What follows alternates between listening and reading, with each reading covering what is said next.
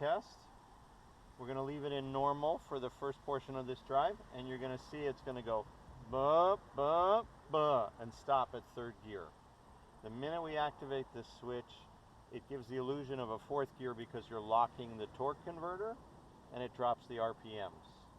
So you go in and out once you're in third gear, but if you leave it in normal, it shifts normally all the time.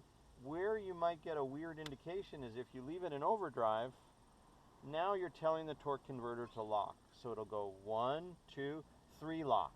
So it's sort of skipping third gear, and it makes it seem like it's shifting irregularly. But if you leave it in normal, it shifts regularly every time.